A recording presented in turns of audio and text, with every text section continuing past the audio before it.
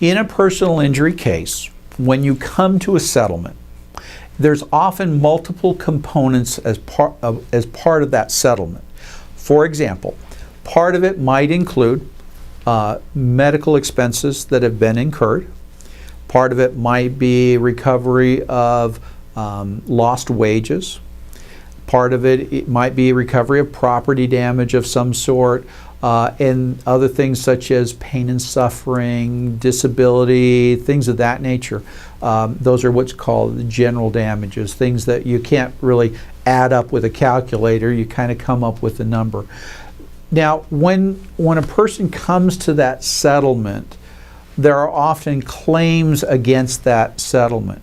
Now, what do I mean by that? For example, if you received medical care as a result of a lien or on a lien, where a doctor treated you while you, without getting paid as he or she treated you, that doctor will need to be paid back. So there's a claim or a lien against your recovery. Also, if, let's say, your medical care was paid for by your own private insurance, or maybe it was paid for by what's called medical pay insurance under your automobile policy, or it was paid for by some form of workers' compensation insurance. Each of those insurance companies will have a claim for reimbursement, or it's called kind of subrogation. In other words, they will want their money back for what they paid on your behalf. Otherwise, what happens is this: is you as an injured person, you get a settlement. Let's say part of the settlement consisted of $3,000 worth of medical expenses, and those medical expenses were actually paid for by your insurance company. You go and settle the case, and I'm just going to use a fictitious number for, let's say, $10,000.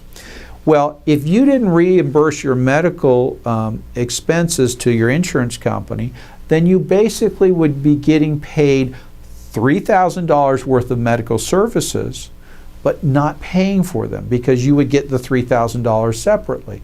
So medical insurance companies have designed a way for you to get the services, but then to be reimbursed so that they're not paying for something and you're getting all the benefit out of it.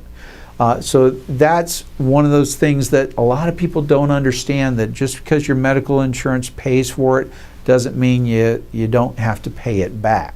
Now, if you didn't recover in an accident, you wouldn't have to pay that back. It's only if you recover something through settlement or judgment. The other thing that you will have a claim for against whatever that settlement is going to be is attorney's fees, because the attorney, especially in a personal injury case, will probably have taken that case on a contingency. In other words, the attorney gets paid a percentage of whatever he or she recovers on your behalf.